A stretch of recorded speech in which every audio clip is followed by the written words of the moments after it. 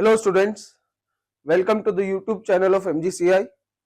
और प्रतिज्ञा test series जो हम लोग हर साल कंडक्ट करते हैं उसके पार्ट टेस्ट हो चुके हैं और FLT स्टार्ट हो चुके हैं। आई होप आप लोग के टेस्ट अच्छे जा रहे हैं। तो चलिए चालू करते हैं FLT 1 full length test first के पेपर डिस्कशन से। तो देखिए पहला क्वेश्चन जो है वो चैप्टर एटॉमिक स्ट्रक्चर से बोर मॉडल से क्वेश्चन पूछा गया है। बड़ा ही सिंपल सा क्वेश्चन है। पूछा गया है on going from K shell to N shell in case of hydrogen atom क्या क्या चीजें होती है। अभी देखिए सारी चीजें हम लोग देख लेते हैं। जैसे जैसे शेल नंबर बढ़ता है वैसे वैसे टोटल एनर्जी बढ़ती है। पोटेंशियल एनर्जी जो है ये भी बढ़ने वाली है और काइनेटिक एनर्जी कम होने वाली है। ठीक है, ये तीन जो जनरल चीज है बड़ी सिंपल सी है। बिकॉज टोटल एनर्जी का अगर आप फॉर्मूला देखेंगे this is going to be -13.6 1 square divided by n square. Because hydrogen atom है मैंने 1 स्क्वायर पुट किया है। तो जैसे जैसे n की वैल्यू बढ़ेगी वैसे वैसे आप देखेंगे ये नेगेटिव वैल्यू कम होती जाएगी, टोटल एनर्जी बढ़ती जाएगी।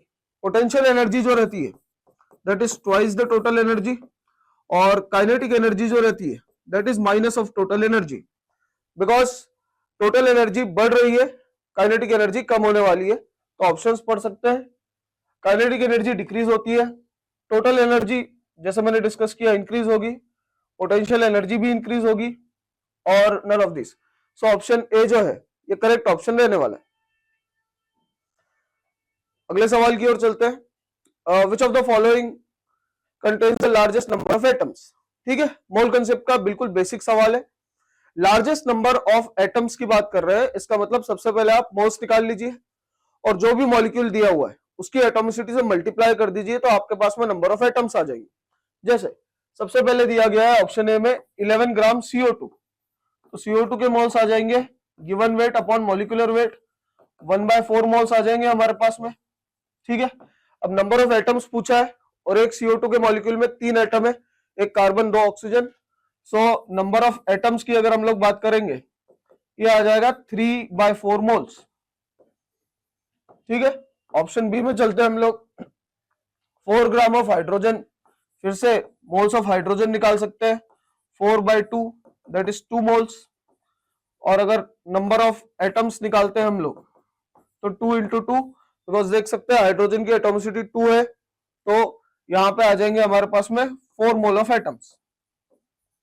ठीक है, थर्ड वाले की बात करेंगे अगर हम लोग 5 gram of ammonia, so moles निकाल लेते हैं अमोनिया के 5/17 मोल्स आ जाएंगे। ठीक है, और एटॉमिसिटी यहाँ पे देख सकता हूँ 4 है, एक nitrogen 3 hydrogen. So number of atoms की अगर हम लोग बात करेंगे that is 5/17 into 4 that is 20/17। ये वैल्यू 1 से थोड़ी सी बड़ी वैल्यू है, हमें सॉल्व करने की जरूरत नहीं है, जस्ट एक आइडिया ले सकते हैं। तो 20/17 है, this is somewhat a little more than 1, so obvious सी बात है 4 से कम है। ठीक है, लास्ट वाले की अगर हम लोग बात करें तो 8 gram of SO2, again moles of SO2 निकाल सकते हैं 8, 64 जो है ये इसका मॉलिक्यूलर वेट होने वाला है। तो यहां पे हमारे पास आ जाएंगे 1/8 मोल्स और एटॉमिसिटी फिर से देख सकता हूं 3 है, तो नंबर ऑफ एटम्स 3/8 मोल्स आ जाएंगे। फिर से देख सकते हैं वैल्यू 1 से छोटी है। ठीक है, 0.375 मोल्स आ जाएंगे आपके पास में। तो जो सबसे ज्यादा नंबर ऑफ एटम्स है वो क्लियर है कि हाइड्रोजन के केस में that is 4 mole of atom. So option B जो है यहाँ पे करेक्ट ऑप्शन रहने वाला है। नेक्स्ट क्वेश्चन थर्मोडायनेमिक्स से दिया गया है, एक बिल्कुल बेसिक सवाल है। क्वेश्चन पहले पढ़ लेते हैं। थर्मोडायनेमिक्स इज कंसर्न्ड विथ, या फिर ये बोलना चाहिए mainly concerned with total energy of the system, energy changes in a system, chemical changes in a system and mass changes in a nuclear reaction. अभी देखिए थर्मोडायनेमिक्स मेनली एनर्जी चेंजेस पे focus करता है। टोटल एनर्जी पता करना possible नहीं है because potential energy के अंदर कुछ वेरिएबल टर्म्स आते हैं जैसे इलेक्ट्रॉनिक एनर्जी, इंटरमॉलिक्यूलर फोर्सेस की वजह से energy and so on. So it's not exactly possible to determine the total energy, but ये हम लोग मानते हैं कि जिन टेम्परेचर्स पे हम लोग रिएक्शन करते हैं उसमें जो ये वेरिएबल टर्म है जिसको हम लोग पता नहीं कर सकते, कांस्टेंट रहता है, तो जब हम लोग डिफरेंस लेते हैं किसी भी दो स्टेट के बीच का, तो हमारे पास में एनर्जी डिफरेंस आ जाता है। ठीक है, अगर हम लोग थर्मोडायनेमिक्स की बात करें, ये वर्क की बात करता है, ये हीट की बात करता है, ये दोनों जो है ये पार्ट फंक्शन है, मतलब ये चेंज को दर्शाते हैं। तो यहाँ पे जो मोस्ट अप्रोप्रिएट ऑप्शन या करेक्ट ऑप्शन रहने वाला है, वो रहने वाला है option B, that is energy changes in a system. ठीक है, ये केमिकल चेंज की वजह से भी हो सकता है, ये फिजिकल चेंज की वजह से भी हो सकता है, इसलिए ऑप्शन सी एंटायरली करेक्ट नहीं है। केमिकल चेंज तो है ही, साथ में फिजिकल चेंज को भी ये अकाउंट कर रहा है। अगले सवाल की ओर चलते हैं। अगेन ये पीरियोडिसिटी से एक क्वेश्चन पूछा गया है। अब बिल्कुल बेसिक क्वेश्चन है, मेंडलीव न्यूलैंड की बात कर रहे हैं हम लोग। सो इनमें से कौन से एलिमेंट जो है वो न्यूलैंड के ऑक्टेव रूल को फॉलो करते हैं। ठीक है, अभी देखिए न्यूलैंड की अगर हम लोग बात करें तो इसके अंदर हमारे पास में बेरिलियम, मैग्नीशियम और कैल्शियम, ये तीन एलिमेंट्स जो हैं ये प्रॉपरली इस लॉ को फॉलो करने वाले हैं। ठीक है, अगर आप लोगों ने एनसीईआरटी रीड की है, एनसीईआरटी के अंदर हम लोग को ये क्लियरली बताया गया है कि this law is actually applicable till calcium. तो ब्रोमीन की बात वहां पे नहीं की गई है, ब्रोमीन जो है वो कैल्शियम के बाद में आता है। रुबिडियम की बात नहीं की गई है, ये वापस से कैल्शियम के बाद में आता है।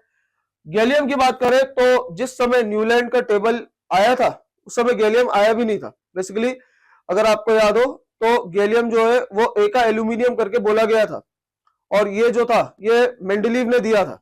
ठीक है, सो गैलियम की डिस्कवरी उस समय तक नहीं हुई थी, सो गैलियम की भी बात नहीं की जाएगी। इसलिए यहाँ पे मोस्ट करेक्ट या अप्रोप्रिएट ऑप्शन जो रहने वाला है वो रहने वाला है बेरिलियम, मैग्नीशियम और कैल्शियम। नेक्स्ट क्वेश्चन की तरफ चलते हैं। Most favourable condition for electrovalent bonding, chemical bonding से एक क्वेश्चन है, आयनिक बॉन्डिंग के ऊपर एक क्वेश्चन है। अभी आयनिक बॉन्डिंग हम सबने पढ़ा हुआ है, और आयनिक बॉन्ड बनने की मोस्ट फेवरेबल कंडीशन होती है net energy should be released या net process should be exothermic. ठीक है, जिसको हम लोग जस्टिफाई करते हैं बॉर्न हेबर साइकिल की मदद से। सो अगर हम लोग चाहते हैं कि नेट प्रोसेस एक्सोथर्मिक हो, हम लोग चाहेंगे कम से कम एनर्जी लगे, कम से कम एनर्जी रिक्वायर्ड हो और ज्यादा से ज्यादा एनर्जी रिलीज हो। तो अगर हम लोग एक आयनिक बॉन्ड की बात करते हैं, हमको एक केटायन बनाने के लिए एनर्जी देनी पड़ती है जिसको बोलते हैं आयनाइजेशन एनर्जी। और जब एनायन बनता है तब हम लोग इलेक्ट्रॉन देते हैं, और इलेक्ट्रॉन देने से एनर्जी रिलीज होती है जिसको हम लोग बोलते हैं इलेक्ट्रॉन गेन एंथैल्पी। ठीक है, सो हम चाहेंगे कि low value of ionisation energy हो ताकि कम से कम एनर्जी लगे, और high value of electron gain enthalpy हो ताकि ज्यादा से ज्यादा एनर्जी रिलीज हो, सो दैट इन दोनों के कॉम्बिनेशन से जो प्रोसेस आए वो एक्सोथर्मिक प्रोसेस बन जाए। ठीक है, ऑप्शंस पढ़ते हैं। सो हाई इलेक्ट्रॉन एफिनिटी, बिल्कुल सही है, high electron affinity. Electron gain enthalpy को बोलने का एक अलग तरीका होता है इलेक्ट्रॉन एफिनिटी। ठीक है, सो जैसे मैंने बोला high electron gain enthalpy, high electron affinity, that is true. High ionisation potential, ये गलत बात है, हम लोग को लो आयनाइजेशन पोटेंशियल चाहिए होगा। लो इलेक्ट्रॉन एफिनिटी, फिर से यहाँ पे गलत हो गया है। हाई आयनाइजेशन पोटेंशियल, फिर से आप देख सकते हैं गलत हो गया है, ऑप्शन ए बच गया है, इसको मैंने नहीं पढ़ा है। So low ionization potential, yes, and high electron affinity, बिल्कुल सही है। So option A actually correct option होने वाला है, बिकॉज यहाँ पे दोनों कंडीशंस फॉलो हो रही है।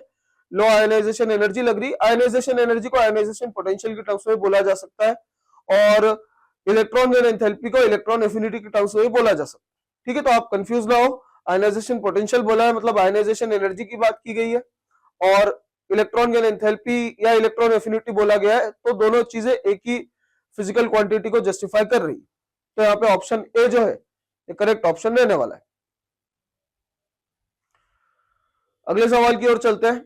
Balanced half reaction for the unbalanced whole reaction is. So redox से क्वेश्चन दिया गया है हमें, यहाँ पे हमें एक रेडॉक्स रिएक्शन दी गई है जहां पे हम लोग देख सकते हैं क्रोमेट आयन जो है ये सल्फाइड के साथ रिएक्शन कर रहा है, ये CrO2 माइनस के अंदर क्रोमाइट आयन के अंदर कन्वर्ट हो रहा है और सल्फेट बना रहा है। ठीक है, सो बेसिकली CrO4 माइनस यहाँ पे ऑक्सीडाइजिंग एजेंट है और SO3-2 यहाँ पे रिड्यूसिंग एजेंट बन चुका है। क्लियर, और हमें पूछा गया half reaction.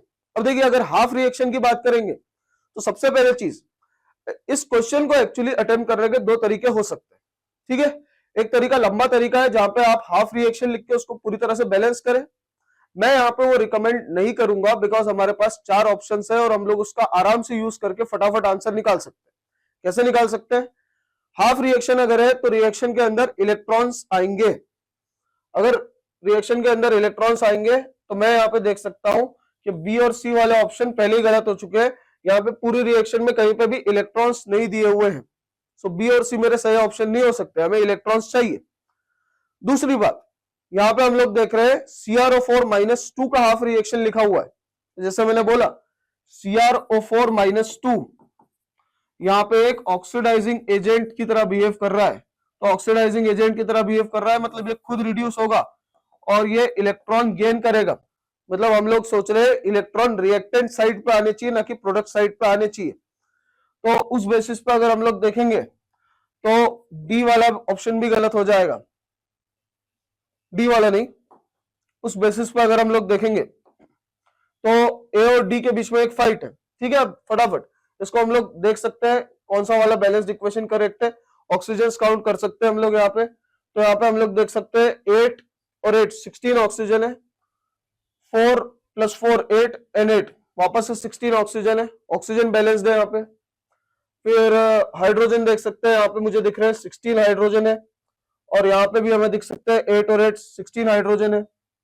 Finally charge balance कर सकते हैं हम लोग। तो चार्ज में यहाँ पे देख सकते हैं 2 × 2 -4 + -6 टोटल चार्ज -10 है और दूसरी साइड पे भी टोटल चार्ज -10 होना चाहिए। सो 2 × -1 -2 एंड -8 -10 चार्ज है। इसका मतलब ऑप्शन ए जो है इसमें चार्ज बैलेंस भी हो रहा है, इसमें सारे एटम्स भी बैलेंस हो रहे हैं और ऑब्वियसली बात है यही करेक्ट ऑप्शन रहने वाला है। So option A is going to be the correct option. ठीक है, अपार्ट फ्रॉम दिस अगर आप डी वाले को भी चेक करना चाहें तो उसको भी चेक कर देते हैं और बता देते हैं क्यों ये गलत है। तो मैं डायरेक्टली कोई भी एक पैरामीटर उठा लेता हूं। जैसे मैंने बोला एटम्स भी बैलेंस होने चाहिए, चार्ज भी बैलेंस होने चाहिए। तो let's go for the charge. यहाँ पे अगर हम लोग चार्ज देखेंगे 3 × -2 -6 एंड -6, यहाँ पे टोटल चार्ज आ रहा है -12 और यहाँ देख सकते हैं 2 × -1 -2 एंड -8, यहाँ पे टोटल चार्ज आ रहा है -10। देख सकते हैं दोनों साइड पे चार्ज बैलेंस नहीं है, इसलिए डी वाला ऑप्शन करेक्ट ऑप्शन नहीं हो सकता है। तो ऑप्शन ए जो है ये सारे पैरामीटर सेटिस्फाई कर रहा है, इसलिए option A is going to be the correct option. And जैसे मैंने डिस्कस किया, अगर आप चाहे तो आप पूरी इक्वेशन लिख के सॉल्व भी कर सकते हैं, उसमें ज्यादा समय लगेगा। इससे अच्छा हम लोग ऑप्शंस यूज करके इसको फटाफट सॉल्व कर सकते हैं। अगले सवाल की बात की जाए तो यहाँ पे एक केमिकल इक्विलिब्रियम से क्वेश्चन दिया गया है जहां पे के की कैरेक्टरिस्टिक्स पे बात की गई, किस तरह से रिएक्शन को मल्टीप्लाई करने पे, डिवाइड करने पे, रिवर्स करने पे के की वैल्यू चेंज होती है। ठीक है, तो एक बिल्कुल सिंपल टाइप ऑफ क्वेश्चन है जो नीट में बहुत सी बार पूछा गया है। देखते हैं, यहाँ पे 2 गैसियस इक्विलिब्रिया दिए हुए हैं जो SO2 को इन्वॉल्व कर रहे हैं और एक रिएक्शन देके दूसरे रिएक्शन से उसका कनेक्शन पूछा गया। ठीक है, सो बेसिकली यहाँ पे हम लोग फर्स्ट रिएक्शन को सेकंड से रिलेट कर रहे हैं। अब यहाँ पे अगर हम लोग क्लियरली देखें तो हमारा फर्स्ट इक्वेशन हो गया SO2 + ½ O2 and this gives me SO3, जिसके rate constant, not rate constant, equilibrium constant, my bad, it is equilibrium constant. So equilibrium constant की वैल्यू K1 दी हुई है। ठीक है, और हमें इस इक्वेशन को कन्वर्ट करना है सेकंड इक्वेशन में। अगर आप ध्यान से सेकंड इक्वेशन देखेंगे तो सबसे पहला थॉट जो आपके दिमाग में आना चाहिए, इस इक्वेशन को रिवर्स किया गया है। ठीक है, सो इस इक्वेशन को रिवर्स करके लिख लेते हैं। SO3 goes to SO2 + ½ O2, और क्योंकि हम लोगों ने इस रिएक्शन को रिवर्स किया है, के की वैल्यू इनवर्स हो जाएगी। तो इसके लिए आप क्या देख सकते हैं, ये हो जाएगी K1 की पावर -1 या फिर आप लिख सकते हैं 1/K1। ठीक है, रिवर्स करने के बाद मैं एक और चीज नोटिस कर सकता हूं, यहाँ पे 4 का फैक्टर मल्टीप्लाई किया गया है।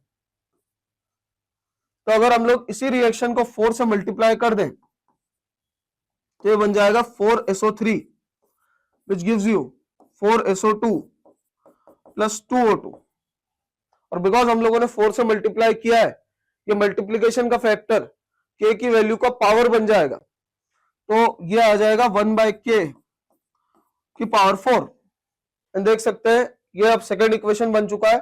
सो K2 की वैल्यू जो रहेगी ये हो जाएगी K1 की पावर 4। ठीक है, ऑप्शन चेक कर सकते हैं हम लोग, और ऑप्शन ए जो है ये मुझे करेक्ट ऑप्शन दिख रहा है। चलिए अगले सवाल की ओर चलते हैं। फिर से एक इक्विलिब्रियम से क्वेश्चन पूछा गया है, इस बार ये आयनिक इक्विलिब्रियम से क्वेश्चन पूछा गया है। तो H2O का डिसोसिएशन दिया हुआ है, बेसिकली KW से इसको रिलेट कर रहे हैं हम लोग। ये बोला गया है कि 25 degree pH of pure water is 7, बिल्कुल सही है, बिकॉज H प्लस और OH माइनस दोनों की कॉन्सेंट्रेशन 10 की पावर -7 है। सबसे पहले तो ये वर्ड यूज कर रहा है pure water, because pure water है तो हमें पता है कि H plus OH minus equal concentration पे 25 डिग्री बोल रहा है, तो 25 डिग्री पे हम लोग को पता है कि pKw की वैल्यू जो रहती है, pKw की वैल्यू होती है 14, सो pH और pOH दोनों की वैल्यू हो जाती है 7। ठीक है, अब ये बोला गया है कि 37 डिग्री पे ये pH की वैल्यू क्या होगी। एक बड़ा ही बेसिक क्वेश्चन है जो बहुत सी बार I suppose throughout the year किसी ना किसी टेस्ट में जरूर पूछा गया होगा। ये कंसेप्ट काफी बार रिपीट किया भी गया है नीट के अंदर। सो जैसे जैसे हम लोग टेम्परेचर बढ़ाएंगे KW की वैल्यू बढ़ती है और pKw की वैल्यू कम हो जाती है। ठीक है, बोलने का मतलब है अब जो pKw की वैल्यू आएगी, मुझे नहीं पता कितनी वैल्यू आएगी, पर ये 14 से कम आएगी, और बिकॉज ये वैल्यू 14 से कम आएगी तो प्योर वाटर के लिए pH की वैल्यू हो जाती है pKw की वैल्यू डिवाइडेड बाय 2। तो बिकॉज हमारी वैल्यू 14 से कम हो गई, सो pH की वैल्यू अब 7 से कम होने वाली है। ठीक है, सो यहाँ पे ऑप्शन देख सकते हैं हम लोग, मोर देन 7 गलत है, इक्वल टू 7 भी गलत हो गया, लेस देन 7 बिल्कुल सही। ये ऑप्शन बी जो है ये करेक्ट ऑप्शन रहने वाला है। अगले सवाल की ओर चलते हैं। IUPAC नोमेनक्लेचर से क्वेश्चन पूछा गया है यहाँ पे। सो यहाँ पे एक स्ट्रक्चर दिया है जिसकी नंबरिंग हमको पहले प्रॉपरली करनी है, फिर हम लोग उसकी नेमिंग कर सकते हैं। पहले स्ट्रक्चर थोड़ा क्लियरली बनाया जा सकता है।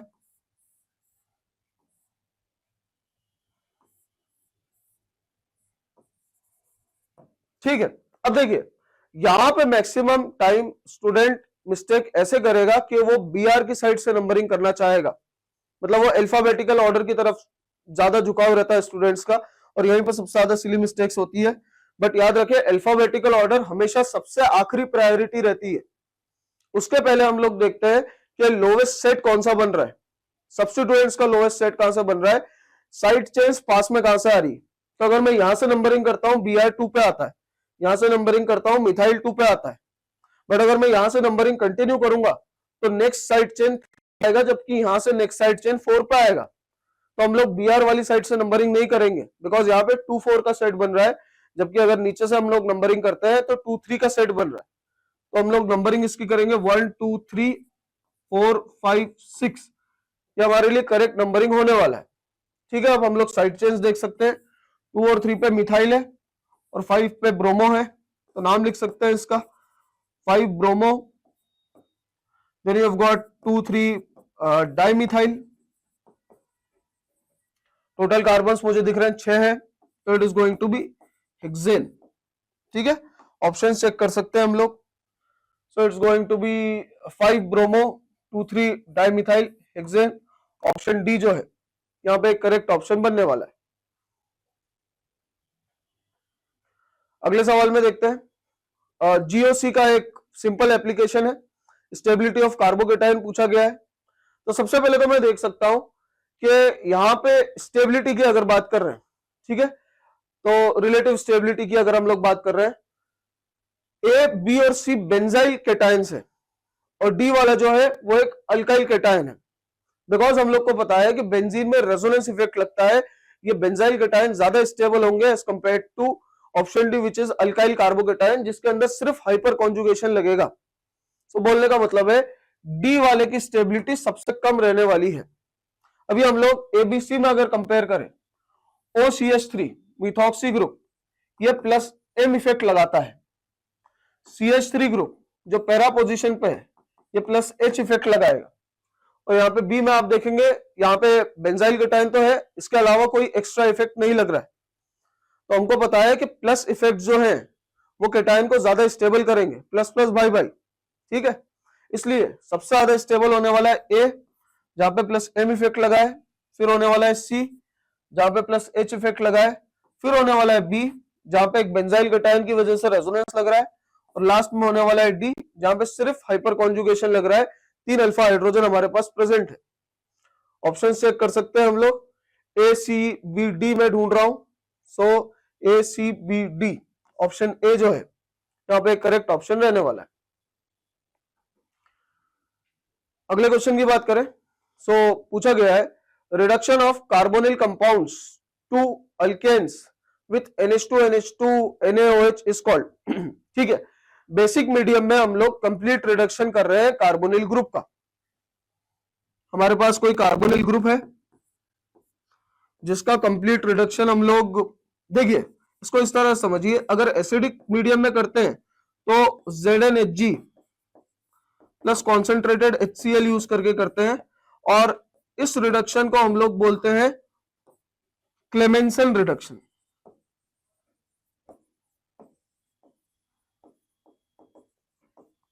जबकि अगर हम लोग इसी चीज को hydrazine followed by ethylene glycol in KOH and heat से करते हैं तो फिर से रिड्यूस हो जाता है, और उसको हम लोग बोलते हैं वुल्फ किश्नर रिडक्शन, ठीक है। तो दो तरीके से है, एसिडिक मीडियम में किया जा सकता है या फिर बेसिक मीडियम में किया जा सकता है। मैं क्लियरली देख रहा हूं यहाँ पे हम लोगों ने NaOH यूज किया हुआ है, ठीक है। इट्स नॉट नेसेसरी कि आप KOH यूज करें, KOH में K का कोई स्पेसिफिक रोल नहीं है, ठीक है। यहाँ पे बेसिक मीडियम चाहिए, तो NaOH भी बेसिक मीडियम क्रिएट कर रहा है, KOH भी बेसिक मीडियम क्रिएट करेगा, मतलब यहाँ पे आप KOH की जगह NaOH भी लिख देंगे तो रिएक्शन वही होने वाली है। तो बेसिकली रिएक्शन का नाम है वुल्फ किश्नर रिएक्शन रिडक्शन, और ऑप्शन बी जो है यहाँ पे करेक्ट ऑप्शन बनने वाला है। नेक्स्ट क्वेश्चन की ओर चलते हैं। Among the following statements the nitration of aromatic compounds false one is, ठीक है। Basically benzene and its compound से क्वेश्चन पूछा गया है। सो यहाँ पे पूछा गया है कि बेंजीन के नाइट्रेशन में कौन सा स्टेटमेंट गलत है, which of the following statement is false. देख सकते हैं rate of nitration of benzene is almost same as that of hexadeuteriobenzene, बिल्कुल सही। देखिए पहले तो आप इस चीज को समझिए, अगर हम लोग बेंजीन और हेक्साड्यूटेरियोबेंजीन की बात करें, यहाँ पे डिफरेंस तभी आएगा जब काइनेटिक आइसोटोपिक इफेक्ट लगेगा, और काइनेटिक आइसोटोपिक इफेक्ट सिर्फ आयोडीनेशन और सल्फोनेशन के लिए इंपॉर्टेंट होता है। मतलब नाइट्रेशन की अगर बात करें, क्लोरीनेशन की बात करें हम लोग, या फिर हेलोजिनेशन की बात करें, फ्रीडेल क्राफ्ट की बात करें, यहाँ पे काइनेटिक आइसोटोपिक इफेक्ट एप्लीकेबल नहीं रहने वाला है। तो बोलने का मतलब यह है कि हेक्साड्यूटेरियोबेंजीन और बेंजीन दोनों के लिए रेट ऑफ नाइट्रेशन वेरी नहीं करेगा, बिकॉज सेकंड स्टेप RDS नहीं रहने वाला है, फर्स्ट स्टेप RDS रहने वाला है। फॉर्मेशन ऑफ अरेनियम आयन जो रहेगा that is going to be your RDS। तो पहला स्टेटमेंट गलत स्टेटमेंट है। सेकंड की बात करेंगे, rate of nitration of toluene is greater than that of benzene, बिल्कुल सही है। क्यों सही है? बिकॉज ये इलेक्ट्रोफिलिक एरोमेटिक सब्स्टिट्यूशन रिएक्शन है, और जितनी बेंजीन पे इलेक्ट्रॉन डेंसिटी बढ़ेगी रेट ऑफ रिएक्शन भी बढ़ेगा। अब अगर हम लोग टोलुइन की बात करें, बेंजीन के ऊपर एक CH3 ग्रुप है जो बेंजीन की इलेक्ट्रॉन डेंसिटी बढ़ा रहा है, प्लस H इफेक्ट से बेंजीन की इलेक्ट्रॉन डेंसिटी बढ़ा रहा है, तो टोलुइन के लिए रेट ऑफ रिएक्शन ज्यादा रहेगा एज कंपेयर टू बेंजीन। तो सेकंड स्टेटमेंट सही स्टेटमेंट है। और first statement is the correct statement, almost same बोल रहा है, इट्स नॉट द डिफरेंस, ये ऑलमोस्ट सेम बोल रहा है। तो yes, rate of nitration same है, जैसे भी मैंने डिस्कस किया, काइनेटिक आइसोटोपिक इफेक्ट नहीं लग रहा है, तो first statement is also the correct one. Rate of nitration of benzene is greater than that of hexadeuteriobenzene, ये स्टेटमेंट गलत स्टेटमेंट होने वाला, जैसे अभी हम लोगों ने डिस्कस किया KIE एप्लीकेबल नहीं है, सो स्टेटमेंट सी जो रहेगा that is going to be a false statement. Last वाले को चेक करते हैं, nitration is an electrophilic substitution reaction, exactly electrophilic substitution reaction है, और स्पेसिफिकली अगर बात करूं तो ये टाइप या कैटेगरी है इलेक्ट्रोफिलिक एरोमेटिक सब्स्टिट्यूशन, ठीक है। सो फॉल्स स्टेटमेंट हमसे पूछा गया है, गलत स्टेटमेंट हमसे पूछा गया है, इसलिए ऑप्शन सी जो रहेगा यहाँ पे करेक्ट ऑप्शन बनने वाला है। अगले सवाल की बात करें तो पूछा गया है लजाग्ने टेस्ट जो है सल्फर के लिए, जहां पे सोडियम नाइट्रोप्रोसाइड यूज किया गया है, पर्पल कलर इज फॉर्म। ठीक है, पहले सोडियम नाइट्रोप्रोसाइड देखिए, Na2 FeCN5NO, ये सोडियम नाइट्रोप्रोसाइड रहता है जो रेड कलर का होता है। अगर सल्फाइड प्रेजेंट रहता है तो यहां पे आपके पास में बन जाता है Na4 FeCN5NOS। एक बहुत ही इंपॉर्टेंट सवाल मैं बोलूंगा, ये प्रैक्टिकल ऑर्गेनिक केमिस्ट्री का सवाल है जिसका क्लियर मेंशन किया गया है 11th क्लास की एनसीईआरटी में। ठीक है, सो वहां पे आप देख सकते हैं कि ये पर्पल कलर का बन जाता है। बेसिकली यहाँ पे जो प्रोसेस हो रहा है वो हमारा नाइट्रोनियम ग्रुप जो है, नाइट्रोनियम नहीं नाइट्रोसोनियम ग्रुप जो है, नाइट्रोसोनियम ग्रुप को थायोनाइट्रो ग्रुप के अंदर कन्वर्ट कर रहा है। So this nitroso group is getting converted to thionitro group. यहाँ पे बेसिकली ये प्रोसेस हो रहा है और जिसकी वजह से कलर चेंज हो रहा है। बेसिकली लिगेंड बदल रहे हैं, देखिए कुछ स्पेशल नहीं है यहाँ पे, लिगेंड बदल रहे हैं तो जो स्प्लिटिंग है उसका गैप चेंज हो रहा है, और जो गैप चेंज हो रहा है उसकी वजह से कलर एब्जॉर्ब जो हो रहा है वो डिफरेंट हो रहा है। सो कलर जो एमिट हो रहा है, जो कलर शो हो रहा है हमें, वो भी डिफरेंट हो रहा है। सो ये प्रोसेस यहाँ पे हो रहा है। बट अदर देन दैट ये एनसीईआरटी का डायरेक्ट डेटा है जिसको आप सबको अच्छे से आना चाहिए था, तो ऑप्शन चेक कर सकते हैं और ऑप्शन ए जो है यहाँ पे करेक्ट ऑप्शन रहने वाला है।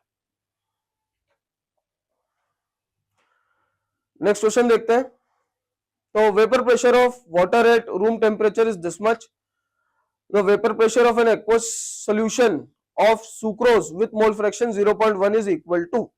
ठीक है, लिक्विड सॉल्यूशन से एलिगेटिव प्रॉपर्टी से एक क्वेश्चन पूछा गया है। ये relative lowering of vapour pressure से एक क्वेश्चन है। यहाँ पे आप चाहे तो इसको सॉल्व कर सकते हैं, मैं रिकमेंड करूंगा इसको सॉल्व नहीं करना है।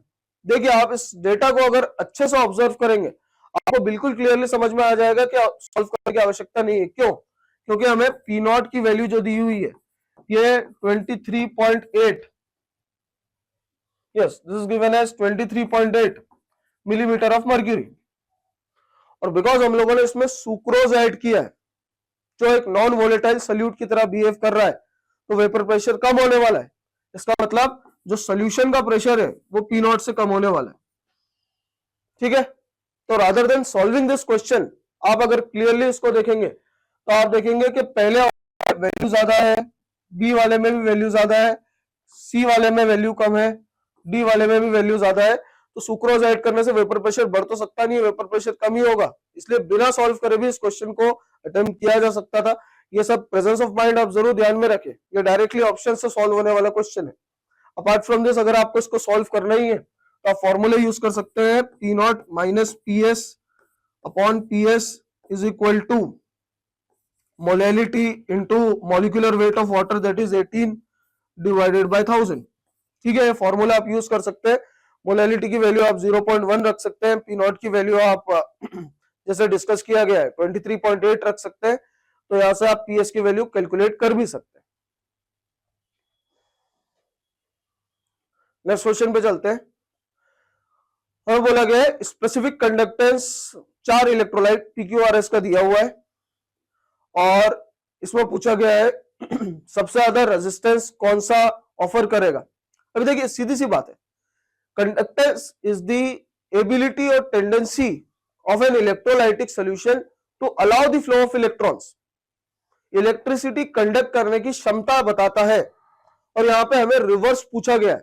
यहां पे हमें पूछा गया है कौन सा सबसे ज्यादा रेजिस्टेंस देगा। तो बिल्कुल सीधी सी बात है, जिसके स्पेसिफिक कंडक्टेंस की वैल्यू सबसे कम होगी वो सबसे ज्यादा रेजिस्टेंस दे रहा है। ठीक है, यहाँ पे बेसिकली हमें ए और एल तो दिया नहीं है, मतलब हमें सेल कांस्टेंट नहीं दिया हुआ है, तो हम लोग एग्जैक्टली कमेंट नहीं कर सकते कि कौन सी कंडीशन में बात की गई। यहाँ पे सीधी सी बात है एल और ए को 1 रखा गया होगा, एक स्पेसिफिक कंडीशन की बात की गई है, तो उस केस में हम लोग बस स्पेसिफिक कंडक्टेंस की वैल्यू देख सकते हैं। जिसके भी स्पेसिफिक कंडक्टेंस की वैल्यू सबसे कम रहेगी वो सबसे ज्यादा रेजिस्टेंस ऑफर करने वाला है। तो यहां हमें 4 वैल्यूज दी हुई है, और मैं देख सकता हूं आर जो है इस पे स्पेसिफिक कंडक्टेंस की वैल्यू सबसे कम आने वाली है, 10⁻⁻10 दिया हुआ है।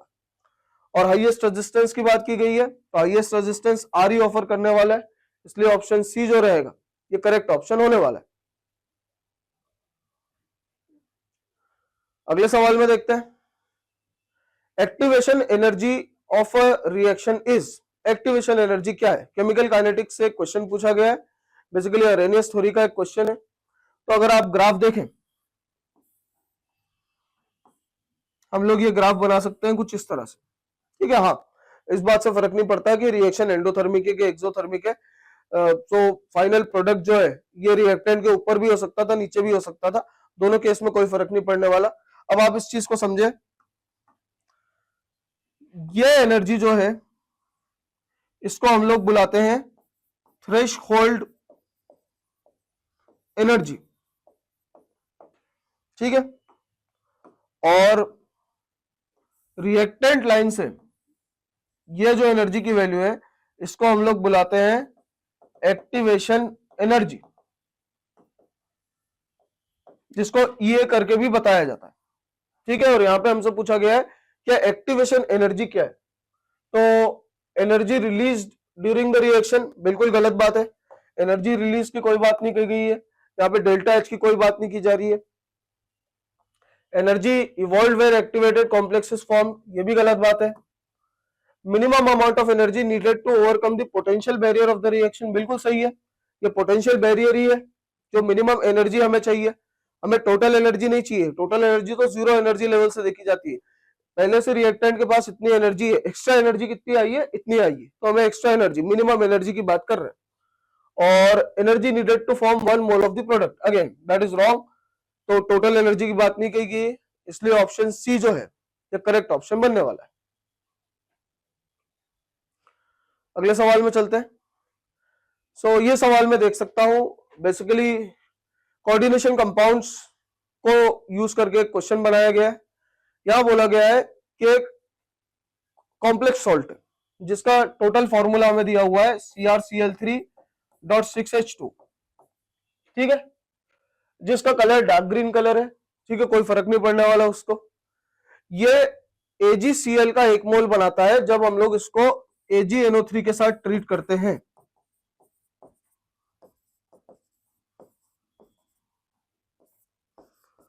AgCl का 1 मोल बना है, इसका मतलब केवल एक Cl हमारे कोऑर्डिनेशन स्फीयर के बाहर है, बिकॉज जो Cl कोऑर्डिनेशन स्फीयर के बाहर है, जो Cl काउंटर आयन की तरह बिहेव कर रहा है, केवल वही Cl पीपीटी बनाएगा। तो बोलने का मतलब यह है कि CrCl2, अच्छा अगर Cr की बात करूं तो यहां पे कोऑर्डिनेशन नंबर +3 है, not coordination number, oxidation number +3 है। और अगर ऑक्सीडेशन नंबर +3 है तो यहां से मुझे ये भी आइडिया लगना चाहिए कि यहाँ पे कोऑर्डिनेशन नंबर 6 रहने वाला है, ठीक है। सो 6 रहने वाला है, 2 Cl हम लोगों ने अंदर रख दी है, 4 वाटर और ऑक्यूपाई कर लेंगे लिगेंड्स की पोजीशन, तो टोटल कोऑर्डिनेशन नंबर 6 हो गया, एक Cl बाहर हो जाएगा। बस अब चेक कर सकते हैं, बचा हुआ जो वाटर है वाटर ऑफ क्रिस्टलाइजेशन बन सकता है .2H2O। देखिए इस तरह से हम लोगों ने फॉर्मूला कंप्लीट कर दिया, जहाँ पे एक Cl बाहर है, 6 कोऑर्डिनेशन नंबर है इसका, और ये कॉम्प्लेक्स है, तो ऑप्शन चेक कर सकते हैं, और ऑप्शन सी जो रहेगा यहाँ पे एक करेक्ट ऑप्शन बनने वाला है। कंटिन्यू करते हैं अगले सवाल से। सो नेक्स्ट में बोला जा रहा है, which order is the correct in spectrochemical series of ligands, ठीक है। बेसिकली स्पेक्ट्रोकेमिकल सीरीज है जो एनसीईआरटी में दी हुई है, आप चाहे तो उसको याद कर सकते हैं।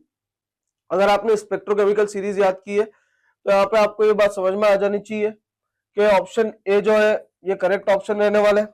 अच्छा अगर याद नहीं की है तो भी मैं थोड़ी सी हेल्प कर देता हूं। कार्बन डोनर जो रहेगा, फॉर एग्जांपल CO, ये सबसे स्ट्रॉन्ग लिगेंड रहेगा। उसके बाद जनरली नाइट्रोजन डोनर्स की बारी आएगी, फिर ऑक्साइड डोनर्स या ऑक्सीजन डोनर्स की बारी आएगी, उसके बाद में हेलोजन्स की बारी आएगी। हेलोजन के अंदर भी जो छोटा हेलोजन है उस पर चार्ज डेंसिटी ज्यादा है, स्ट्रॉन्ग लिगेंड की तरह बिहेव करेगा, ठीक है। तो जैसे मैंने बोला यहाँ पे आप कार्बन डोनर तो नहीं देख सकते, पर यहाँ पे हमारे पास नाइट्रोजन डोनर है N-, फिर ऑक्सीजन डोनर हो गया, उसके बाद फिर से ऑक्सीजन डोनर हो गया, फिर हेलोजन डोनर्स हो गए, ठीक है। तो एक डायरेक्ट वो कर सकते हैं आप, जरूरी नहीं कि पूरी स्पेक्ट्रोकेमिकल सीरीज याद करें, हालांकि अगर आप उसको याद करते हैं तो फायदा जरूर होता है, ठीक है। बट अगर याद भी नहीं है तो आप बस इतना समझ सकते हैं कि कौन सा डोनर आइटम है, उससे आप थोड़ा सा आइडिया ले सकते हैं कि स्ट्रॉन्ग फील्ड लिगेंड रहने वाला है कि वीक फील्ड रहने वाला है, या इसका ऑर्डर क्या रहने वाला है। तो यहाँ पे ऑप्शन ए जो रहेगा ये करेक्ट ऑप्शन बनने वाला है। अगले सवाल में देखते हैं, which is not optically active. अब इसको आप समझिए, ऑक्टाहेड्रल कॉम्प्लेक्स में ऑप्टिकल एक्टिविटी तब आएगी, मोस्टली तब आएगी जब हमारे पास एटलीस्ट 2 बाइडेंटेड लिगेंड है।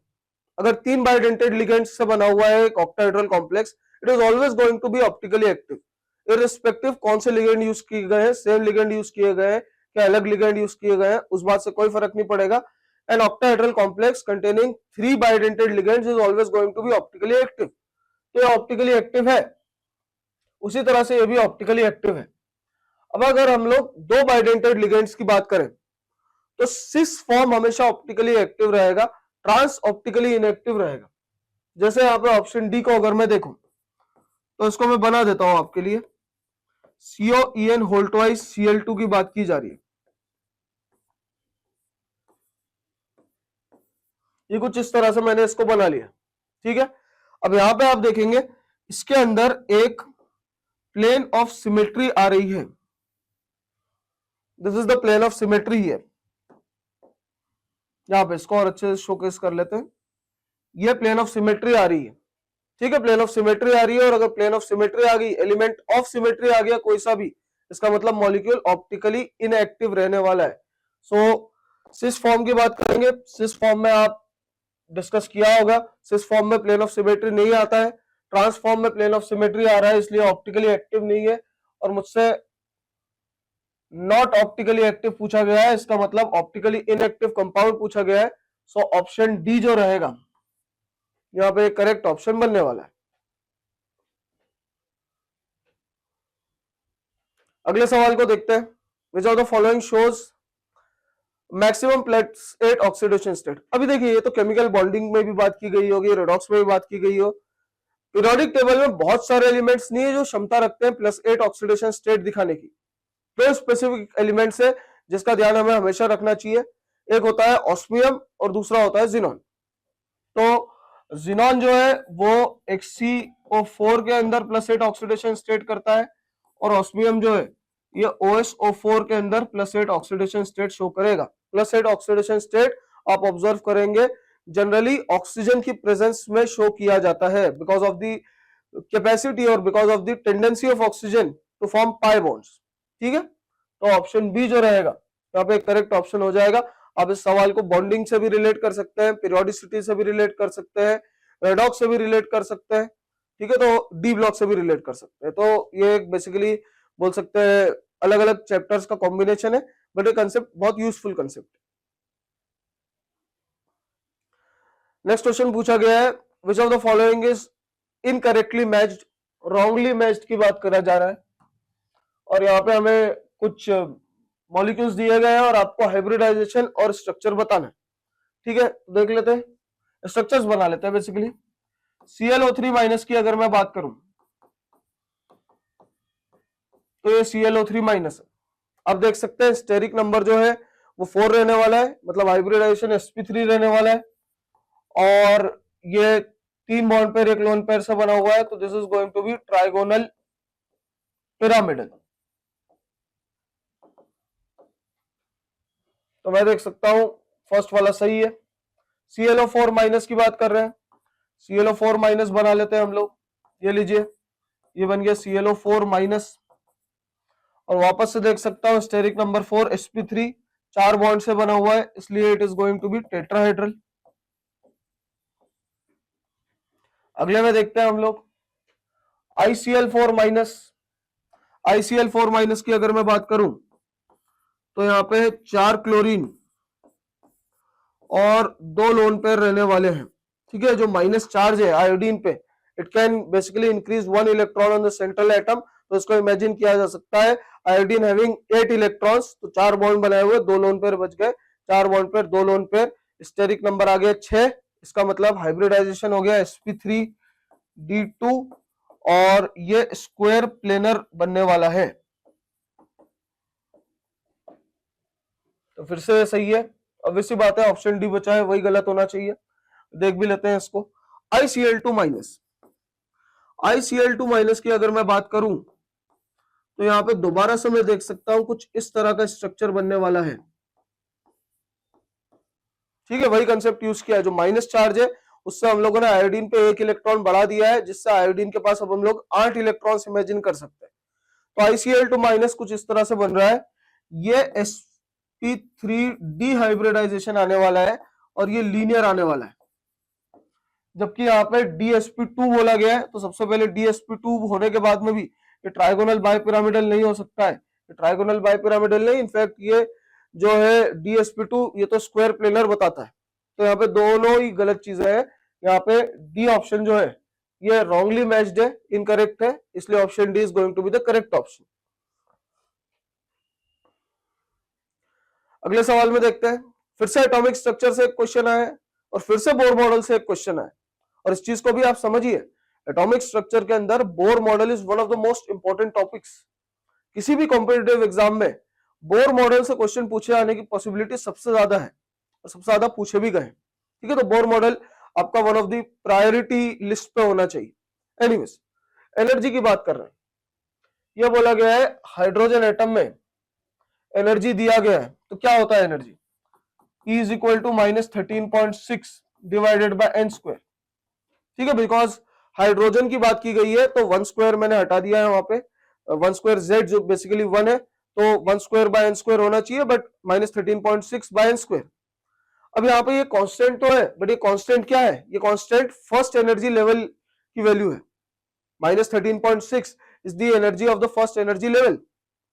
और अगर हम लोग यहाँ पे इन ऑप्शंस को चेक करेंगे तो थोड़ा चालाकी से दिया गया है क्वेश्चन, थोड़ा सा कंफ्यूज करने की लैंग्वेज यूज की गई है, कोई नया कंसेप्ट नहीं है। जो फर्स्ट एनर्जी लेवल की वैल्यू रहती है, एनर्जी की वैल्यू रहती है, उसी का नेगेटिव जो रहता है वो आयनाइजेशन एनर्जी हो जाता है। ऑलवेज रिमेंबर, बोर मॉडल के अंदर ionisation energy is equal to -E1, ये किसी भी एटम के लिए वैलिड है। ऑब्वियसली बात है, बोर मॉडल की बात कर रहा हूं तो सिंगल इलेक्ट्रॉन मॉडल है, और अगर सिंगल इलेक्ट्रॉन मॉडल है तो पहला इलेक्ट्रॉन ग्राउंड स्टेट में ही पाया जाएगा, पहला इलेक्ट्रॉन E1 में ही पाया जाएगा। मतलब अगर आप लोग हीलियम की आयनाइजेशन एनर्जी की बात करेंगे तो वो वैल्यू हो जाएगी +13.6 divided bye into 4 divided by 1 square.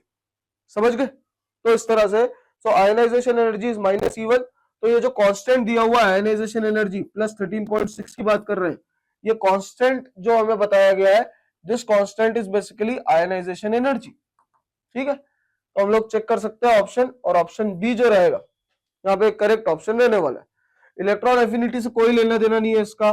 Electronegativity, again electronegativity is entirely a different concept, इसके लिए तो फॉर्मूलाज अलग अलग आते हैं, पॉलिंग स्केल का फॉर्मूला अलग आता है, ऑलरेड रोशो स्केल का फॉर्मूला अलग आता है, मिलिकन स्केल का फॉर्मूला अलग आता है, इससे कोई लेना देना नहीं है।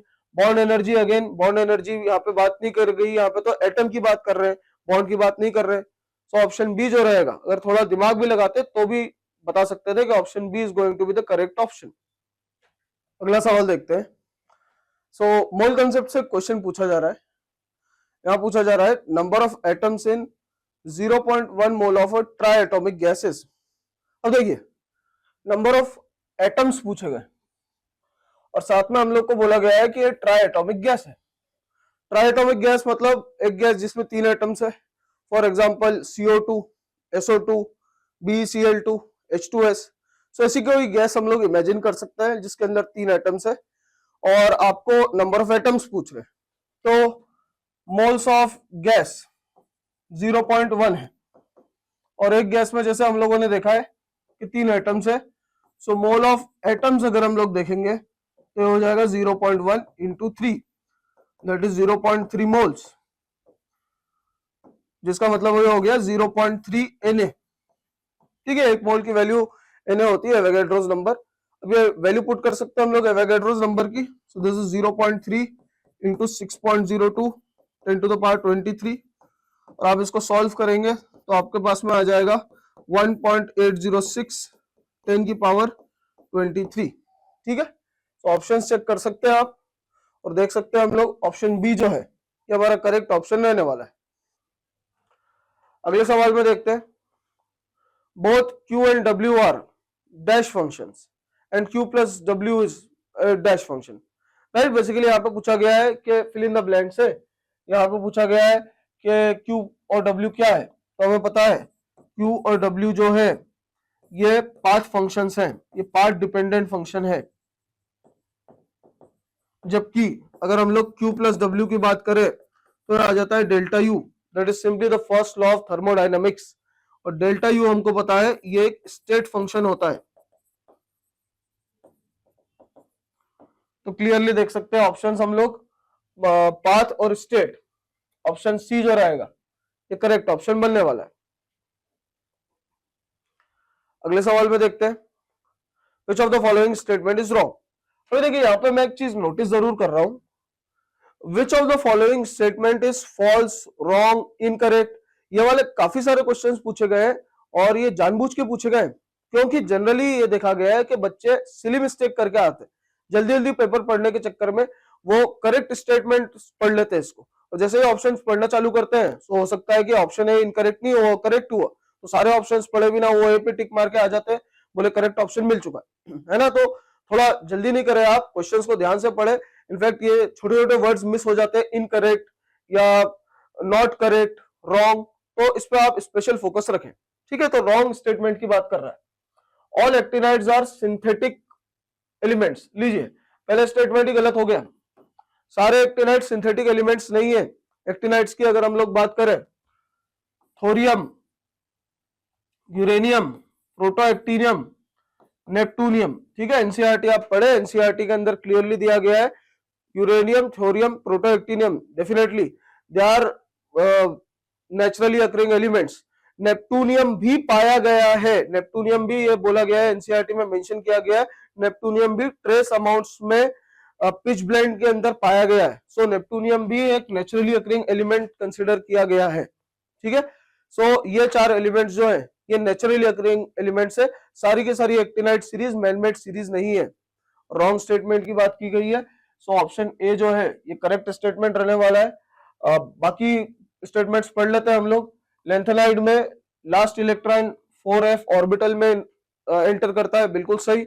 लेंथेनाइड्स की डेफिनेशन ही वो है कि elements in which last electron enters 4s subshell, तो लेंथेनाइड्स है ये।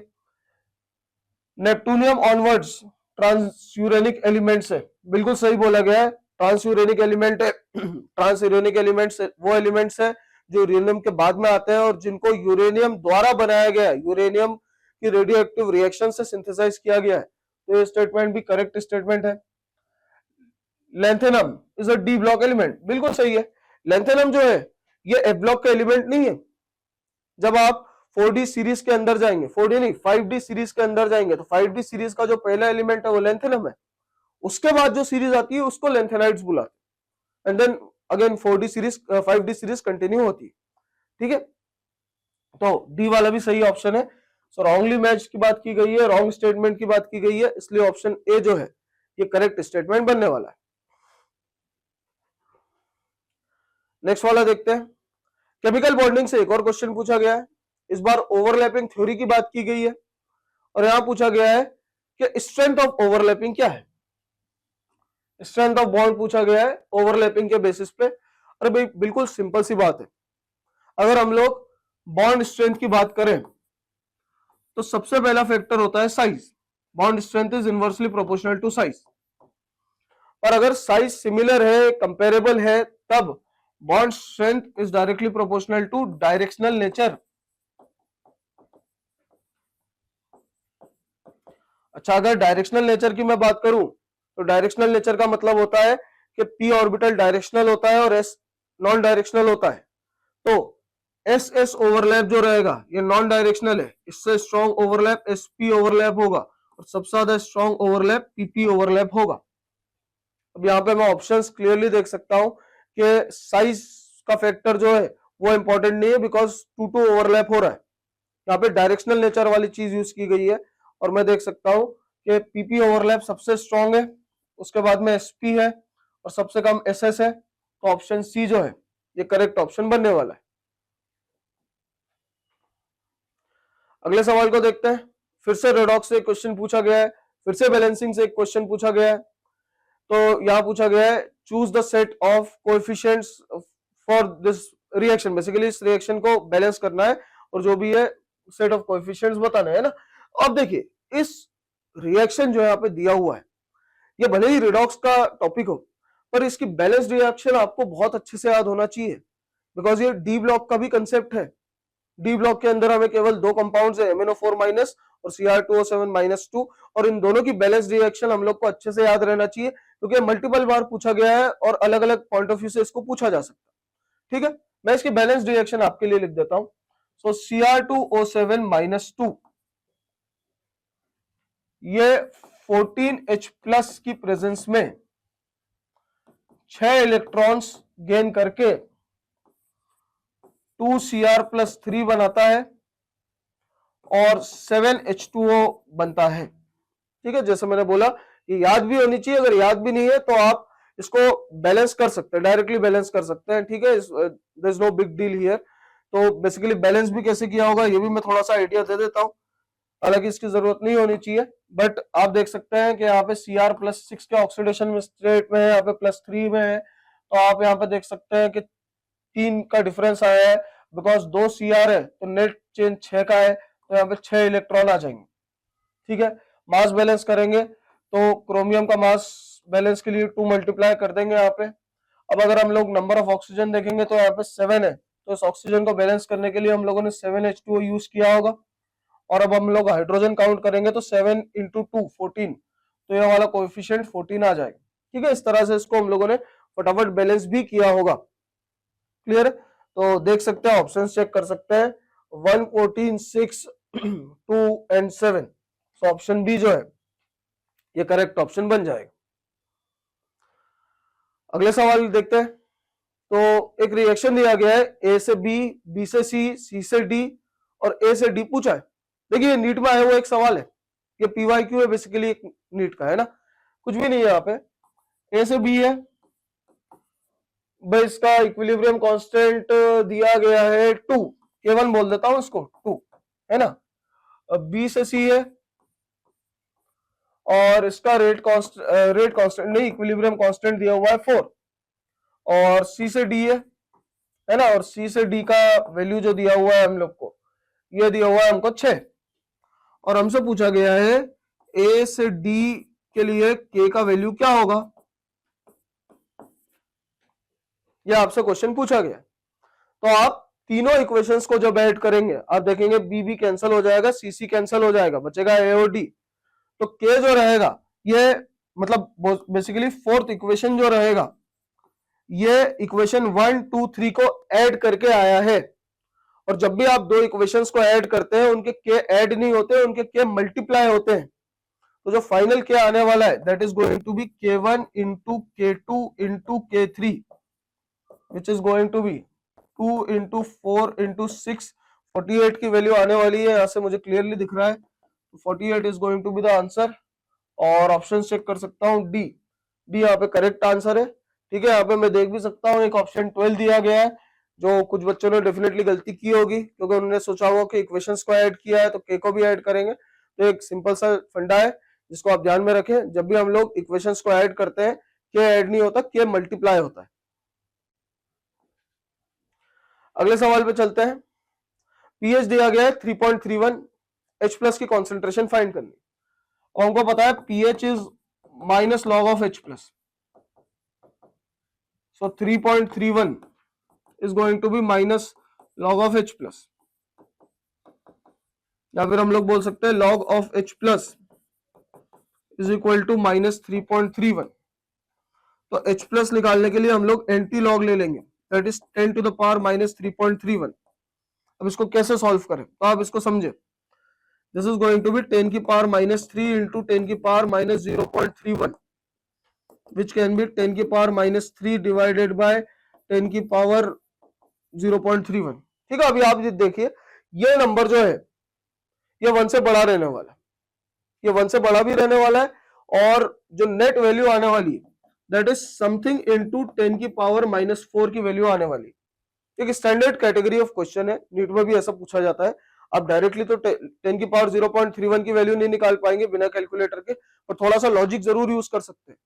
बिकॉज मैं देख रहा हूं कि 10 की पावर -3 डिवाइडेड बाय समथिंग है, तो ये जो भी वैल्यू आने वाली है 10 की पावर -3 से थोड़ी छोटी आने वाली है, समथिंग इंटू 10 की पावर -4। मैं इस आंसर को ढूंढ रहा हूं यहाँ पे ऑप्शंस में, तो मैं ऑप्शंस देख सकता हूं, देख सकते हैं 10 की पावर -5 नहीं जाएगा, 10 की पावर -3 नहीं जाएगा, मैंने जैसा बोला B option.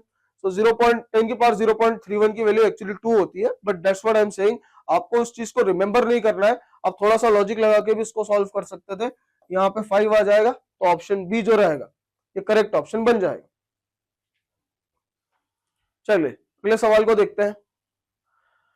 Which of the following are isomers? Isomers कौन है? अब आइसोमर्स होने के लिए फॉर्मूला सेम होना चाहिए, सबसे पहली कंडीशन।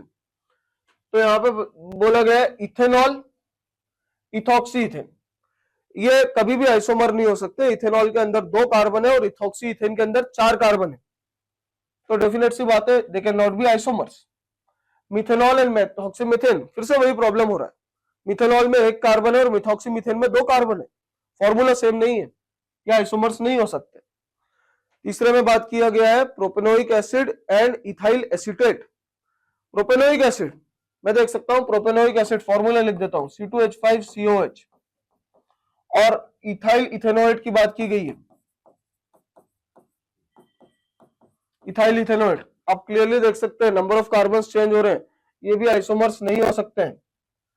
प्रोपेनॉल्डिहाइड एंड एसीटोन बिल्कुल सही है, ये देखिए ये प्रोपेनॉल्डिहाइड हो गया, प्रोपेनॉल बेसिकली प्रोपेनॉल का जो कॉमन नेम है वो प्रोपेनॉल्डिहाइड है, तो प्रोपेनॉल और एसीटोन,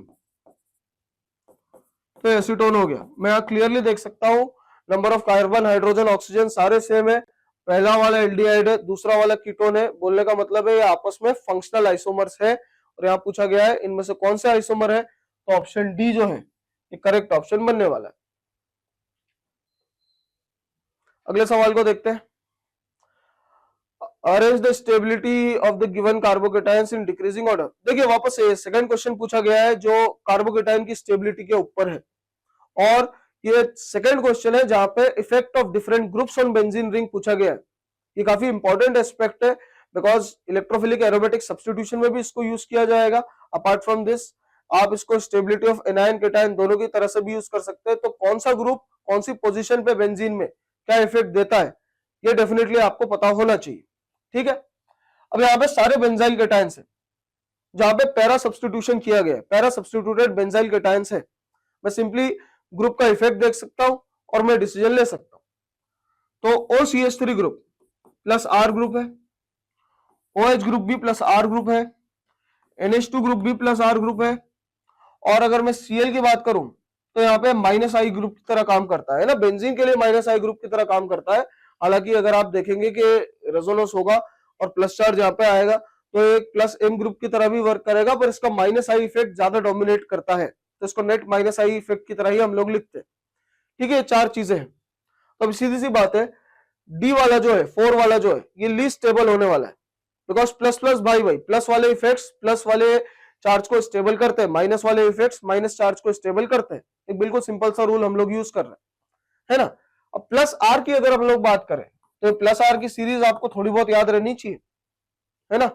सबसे ज्यादा जैसे मैं थोड़ा सा यहाँ पे लिख देता हूँ, सो NH माइनस सबसे पावरफुल होता है, उसके बाद O माइनस रहता है, फिर उसके बाद में आता है NH2, then you have got NHR, फिर उसके बाद में आ जाएगा NR2, फिर आ जाएगा OH, और उसके बाद में आ जाएगा OR, है ना। इतना सीरीज अभी के लिए बहुत है। तो यहां से देख सकते हैं सबसे strong plus are group NH2 है, उसके बाद में OH है, उसके बाद में OR है, और सबसे कम जैसे मैंने बोला लीस्ट स्टेबल तो D होने वाला है। तो आप ऑप्शन चेक कर सकते हैं, एंड ऑर्डर यहाँ पे जो बनने वाला है वो बनने वाला है 3 most stable, then 2, then 1, and least stable is going to be 4। तो हम इस ऑप्शन को देख रहे हैं 3, 2, 1, 4, बी जो है ये मुझे करेक्ट लगता है, so B is going to be the correct option. Next question में देखते हैं। सो एक रिएक्शन दिया गया है और आपसे पूछा गया है कि गिवन रिएजेंट क्या है। फिर से आप देख सकते हैं, देखिए इसको थोड़ा सेपरेटली लिख सकता हूं, C6H5 C double bond O and then you have got CH2 CH3। और इसको हम लोग कंप्लीट रिडक्शन के बाद में C6H5 CH2 CH2 CH3 बना रहे हैं। ठीक है, यहाँ पे अगर आप ऑब्जर्व करेंगे नेट चेंज हुआ है complete reduction of this group into alkane. तो या तो ये वुल्फ किश्नर की बात कर रहा है या फिर क्लेमेंसन की बात कर रहा है, बिल्कुल सीधी सी बात है ना। अब देखिए कौन कौन से रीजेंट्स यूज किए गए हैं। LiLH4, LiLH4 यूज नहीं करेंगे। LiLH4 अगर यूज किया होता तो ये कीटो ग्रुप जो है वो एल्कोहल के अंदर कन्वर्ट होता, मतलब आपको फाइनल प्रोडक्ट जो मिलता है वो 2 डिग्री एल्कोहल मिलता। Same goes with NaBH4। NaBH4 जो है ये भी हाइड्राइड डोनर है और ये भी कंप्लीट रिडक्शन नहीं करता है, पार्शियल रिडक्शन करता है। ये कीटो ग्रुप को एल्कोहल बना के रख देता। ट्राइब्यूटाइल टिन हाइड्राइड, भाई ये क्या चीज है। ट्राइब्यूटाइल टिन हाइड्राइड जो है वो मेनली यूज किया जाता है अल्काइल हैलाइड को अल्केन्स बनाने के लिए। तो यहाँ पे वापस से ये इंपॉर्टेंट नहीं है। और जैसे मैंने बोला या तो ये क्लेमेंसन रिडक्शन होने वाला है या फिर वुल्फ किश्नर होने वाला है। तो मुझे क्लियरली दिख रहा है बेसिक मीडियम में रिडक्शन हुआ है, इसका मतलब ये वुल्फ किश्नर रिडक्शन है। और ऑप्शन डी जो है ये करेक्ट ऑप्शन भी है। अगले सवाल में देखते हैं, फिर से प्रैक्टिकल ऑर्गेनिक केमिस्ट्री से क्वेश्चन पूछा गया है। Nitrogen in an organic compound can be estimated by. NCERT का क्वेश्चन है, दो मेथड्स दिए हुए हैं, दोनों फेमस मेथड है, एक डुमास मेथड है और एक जेल्डाल मेथड है। ठीक है, तो क्लियर सी बात है, जेल्डाल और डुमास है, तो जेल्डाल डुमास बोथ, ऑप्शन सी जो है ये करेक्ट ऑप्शन रहने वाला है। जेल्डाल मेथड डुमास मेथड दोनों इंपॉर्टेंट मेथड्स है। आई रिकमेंड कि आप उसको जरूर पढ़े, इसका आप क्वांटिटेटिव एस्पेक्ट भी पढ़े, यहां से न्यूमेरिकल बनने के भी चांसेस रहते हैं। अगले सवाल में देखते हैं, arrange the following that does not form ideal solution. Ideal solution नहीं बनेगा, मतलब कोई ना कोई डेविएशन होगा, पॉजिटिव नेगेटिव।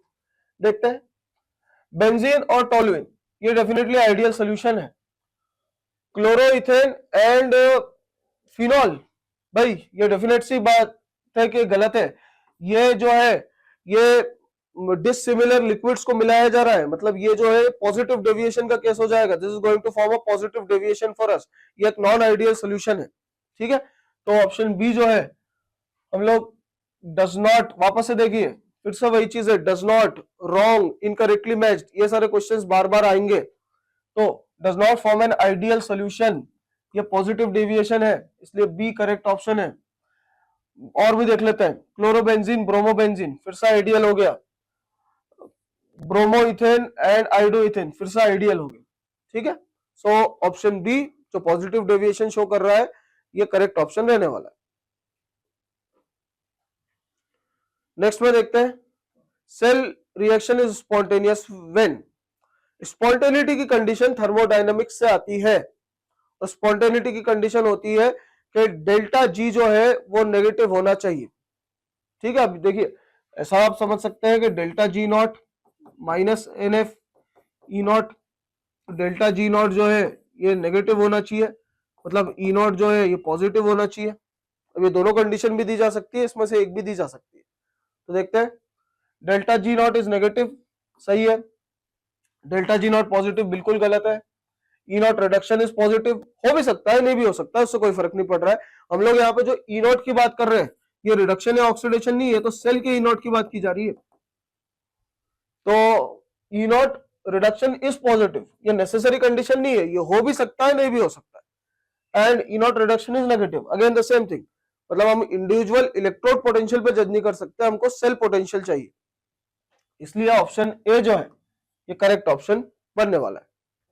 नेक्स्ट क्वेश्चन देखते हैं।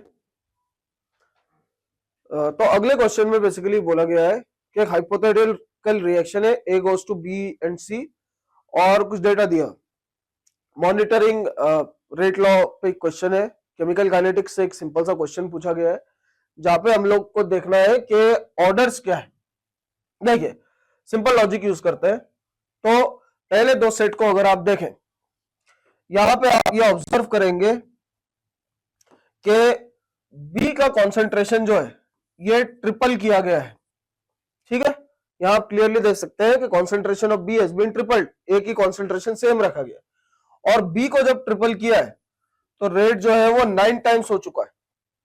इसका मतलब बी के ऊपर पावर 2 चढ़ा होगा, क्योंकि बी को अगर हम लोगों ने ट्रिपल किया है तो जो इफेक्ट आया है वो 9 टाइम्स आया है, मतलब 3 का स्क्वायर का इफेक्ट आया है।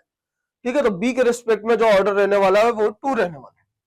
ठीक, और देखते हैं अगला सेट अगर हम लोग कंसिडर करें तो ये वाला सेट कंसिडर करें तो यहां मैं ये देख सकता हूं कि ए की कॉन्सेंट्रेशन को इस बार ट्रिपल किया गया है, बी की कॉन्सेंट्रेशन सेम है। तो जब ए की कॉन्सेंट्रेशन को ट्रिपल किया गया है तो आप ये देख सकते हैं कि रेट भी 3 टाइम्स हुआ है। ठीक है, रेट भी ट्रिपल हुआ है। इसका मतलब ए की पावर जो है वो 1 आने वाला है, बिकॉज ए को ट्रिपल करने पे इफेक्ट भी 3 टाइम्स आया है, तो 3 की पावर 1 का इफेक्ट आया, मतलब ए की पावर 1, ए के रिस्पेक्ट में ऑर्डर 1 और बी के रिस्पेक्ट में ऑर्डर 2। ऑप्शन चेक कर सकते हैं और ऑप्शन बी जो है ये करेक्ट ऑप्शन बनने वाला है। अगला सवाल देखते हैं। In a transition series the atomic number increases, paramagnetism क्या होता है? एक बिल्कुल सिंपल सा क्वेश्चन है। जैसे जैसे आप ट्रांजिशन सीरीज में लेफ्ट टू राइट जाते हैं, सबसे पहले D1 number of unpaired electrons 1, D2 n is equal to 2, D3 n equal to 3, then D5 आ जाता है n इक्वल टू 5, देन फिर से D5 आता है n equal to 5, right. Then आप देखेंगे D6 आता है तो पेयरिंग होने लग जाती है, पेयरिंग होने लग जाती है तो n की वैल्यू कम हो जाती है 4, देन D7 में n की वैल्यू 3, D8 में n की वैल्यू 2, D9 नहीं आएगा, D10 आ जाएगा डायरेक्टली, सो n की वैल्यू 0। समझ में आ रहा है? बेसिकली अगर आप इसको नॉर्मल तरीके से भी सोचते हैं, अगर आप अबाव प्रिंसिपल के एक्सेप्शन से भी नहीं सोचते तो भी रिजल्ट तो वही आने वाला है कि शुरू शुरू में जैसे जैसे अनपेयर्ड इलेक्ट्रॉन्स भरते हैं तो नंबर ऑफ अनपेयर्ड इलेक्ट्रॉन्स बढ़ते हैं और पैरामैग्नेटिज्म की वैल्यू इंक्रीज होती है। पर एक बार D5 कॉन्फ़िगरेशन आ जाता है तो पेयरिंग होनी स्टार्ट हो जाती है, तो अनपेयर्ड इलेक्ट्रॉन्स की वैल्यू कम होती है, जिसकी वजह से पैरामैग्नेटिज्म फिर से कम होता है। तो first it is going to increase up to a certain level, then it is going to decrease. तो ऑप्शन चेक कर सकते हैं, first increases to a maximum then decreases, जैसे डिस्कस किया गया है। ऑप्शन सी जो है ये करेक्ट ऑप्शन बनने वाला है। नेक्स्ट देखते हैं, which one of the following octahedral complex will not show geometrical isomerism. Geometrical isomerism कब नहीं होता है? ये बिल्कुल स्टैंडर्ड केस है, हम लोग लिख के देख लेते हैं। MA5B, भाई 5 लिगेंड सेम है, एक लिगेंड अलग है, ये डेफिनेट सी बात है, GI शो नहीं कर सकता। MA2B4, ये डेफिनेटली ज्योमेट्रिकल आइसोमरिज्म शो कर सकता है, ये सिस और ट्रांस शो कर सकता है। आप चाहे तो इसको बना के भी देख सकते हैं, ये लीजिए, ये मैं सिस बना लेता हूं,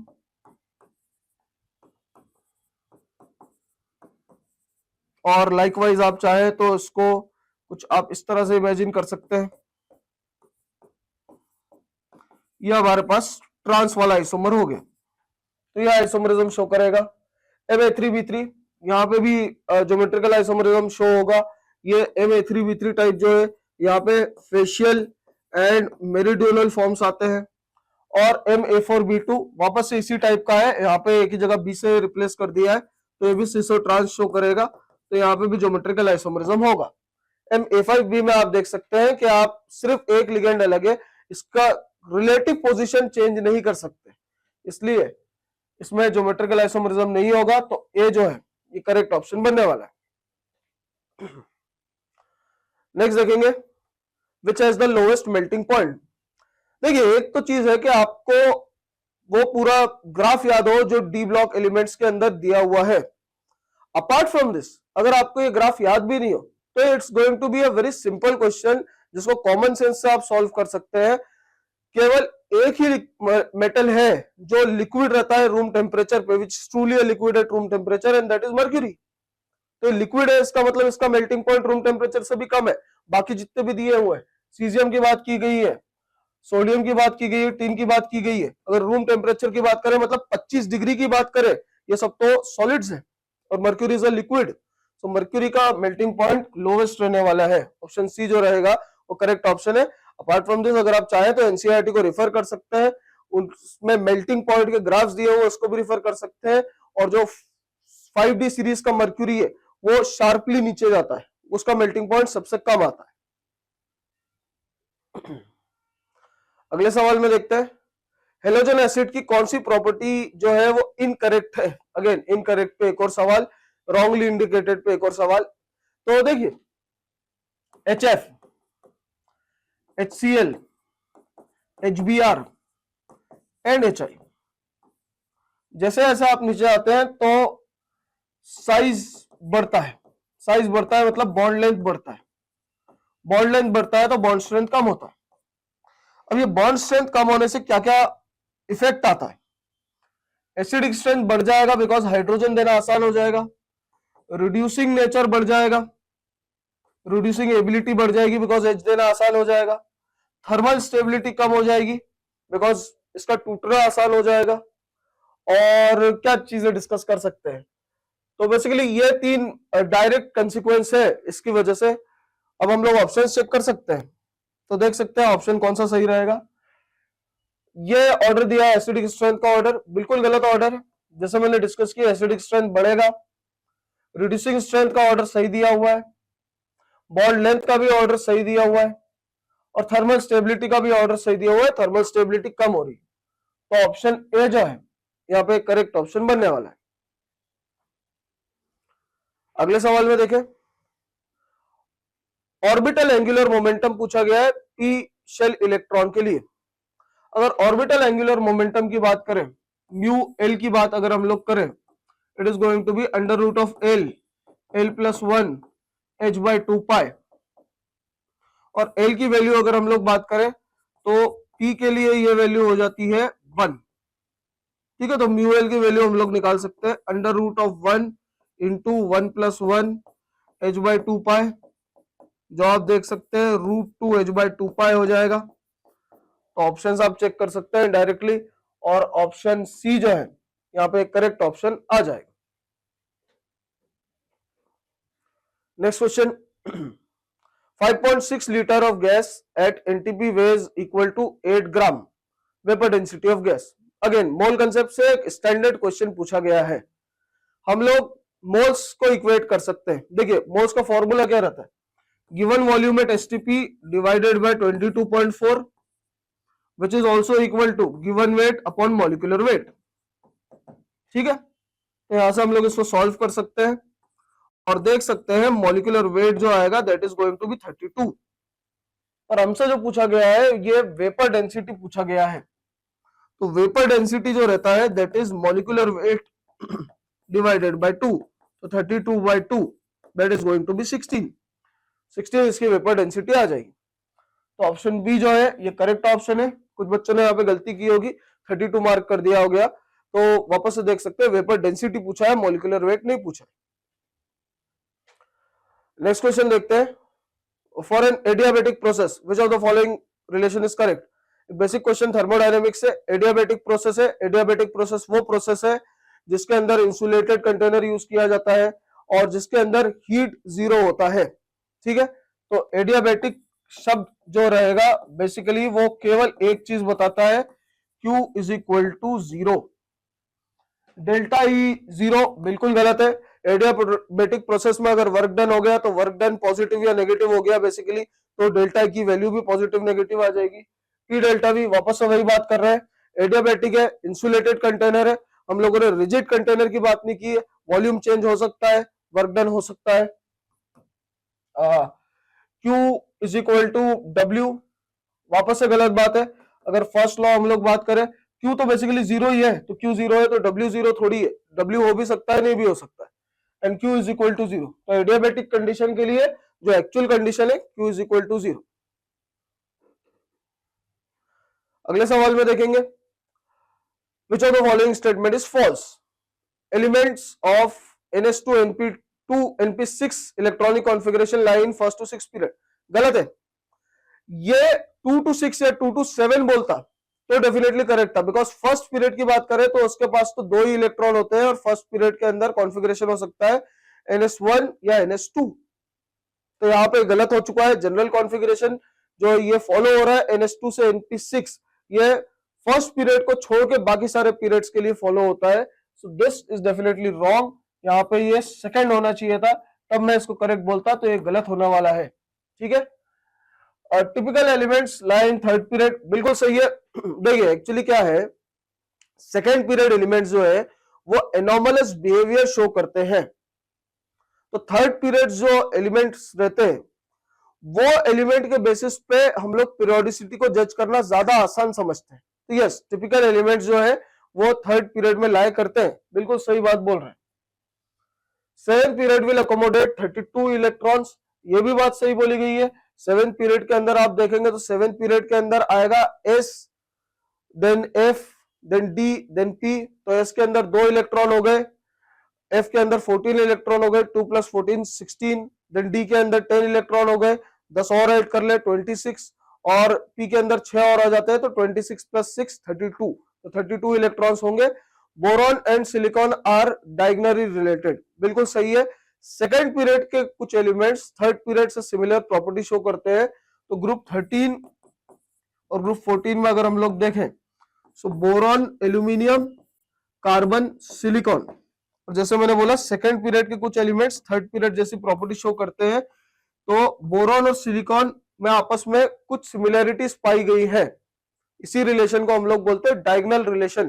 तो ये डायगोनली रिलेटेड भी है, इसलिए आप फॉल्स की बात कर रहे हैं, इनकरेक्ट की बात कर रहे हैं, ऑप्शन ए जो है यहाँ पे करेक्ट ऑप्शन हो जाए। आखिरी सवाल की बात करेंगे, विच of the following fluoride does not exist. ये पी ब्लॉक का एक स्टैंडर्ड क्वेश्चन है। NF5 यहाँ पे मुझे क्लियरली दिख रहा है सही आंसर है, बिकॉज फ्लोरीन केवल एक ही बॉन्ड बनाता है और नाइट्रोजन की वैलेंसी 5 नहीं हो सकती। नाइट्रोजन का ऑक्सीडेशन स्टेट +5 जरूर हो सकता है, there is a difference between oxidation state and valency.